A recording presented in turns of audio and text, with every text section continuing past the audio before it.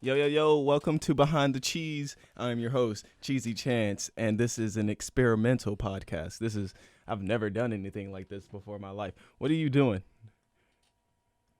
Yeah, you're zooming in on yourself. You're not zooming in on me, bro.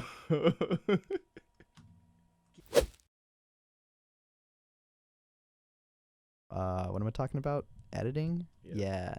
Yeah. We used Pinnacle Pro. Pinnacle, what's You remember that? you don't remember Pinnacle? No. It came with all the uh there were these little boxes that you could record like Xboxes with and stuff. Like if you wanted to record Like a game capture? a game Okay. capture card. Okay. Yeah. And Pinnacle Studio came with I think it was like a Dazzle card or something. What the fuck? A Dazzle card? Yeah, I think that's what it was called. And they and so because it came with it, that's all I had, right? And it was better than what else? Windows Movie Maker. Yeah. It's probably what we had. Yeah, that's what I was using. Windows Movie Maker. Horrible. But I did what I had to do. Aren't you still talking? What am I talking about? How you got into editing? Like for real? Like when did you start? When did you know that you were like, oh shit, editing is my thing? Like this is what I want to do. Well, I don't want to editing now is good for money. Mm-hmm. I think there's a lot of opportunity to just edit random shit like wedding videos or random commercial spots, especially with social media these days. Mm-hmm. A lot of people need just short clips edited together, but editors are yeah, you heard that? Editors. Yeah. Yeah. I had to move away. I was so close to this thing while I was drinking wine. I heard that first gulp. I was like, Listen up. But continue. Oh yeah, it's good. It's good, just money to survive now.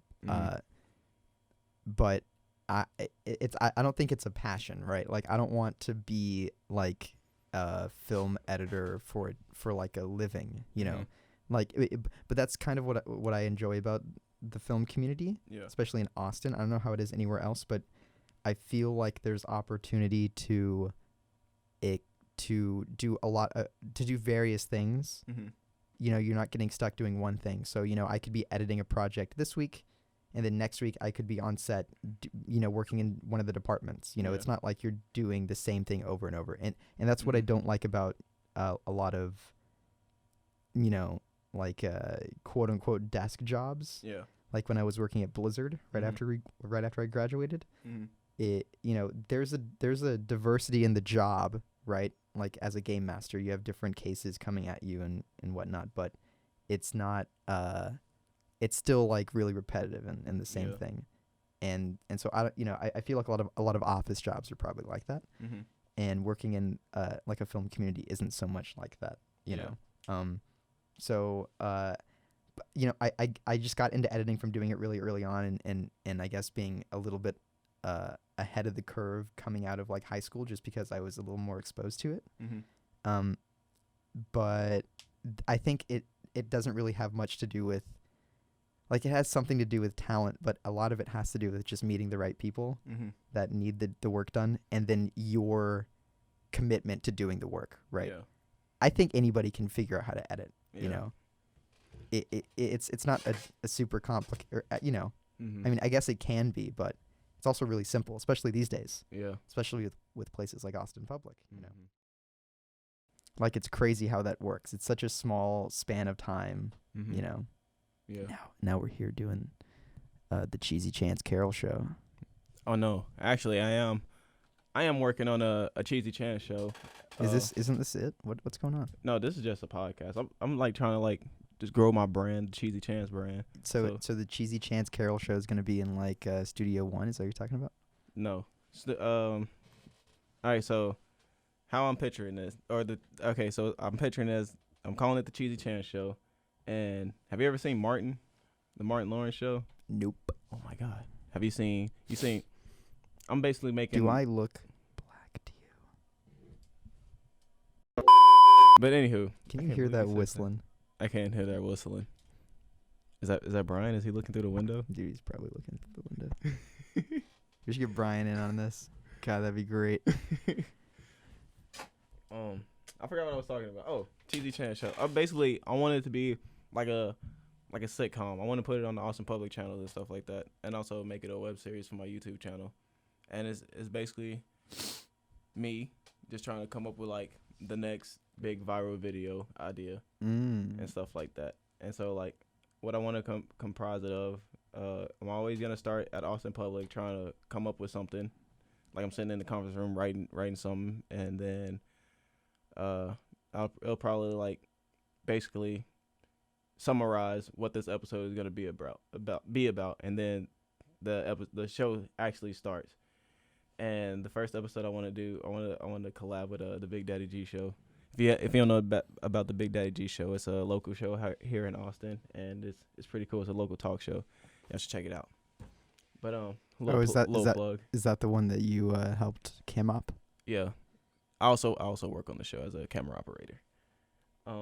But I want it to be 'cause you know like how people get famous off of doing some dumb shit nowadays. Everybody. Yeah.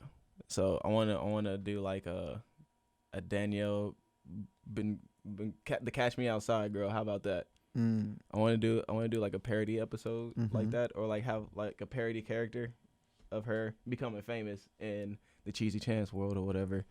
World now. I guess I'm still working on everything. This is just me spitting out the idea, but so this new girl is like popping up all over social media and like being famous and everybody loving her and stuff like that. And then one of Chance's friends, or me, one of my friends, send me a video link of the girl like going off like on the talk show. It's gonna be on the Big Daddy G Show. That's why I'm trying to collab with him. But she's like going off and like being like doing all this bad stuff, and like people are loving it, and she becomes famous, right? So I get mad and I'm talking shit basically, like where people are always getting famous off of doing dumb shit, and then I come up with the idea because I'm trying to like be famous or like become like the next viral hit or whatever.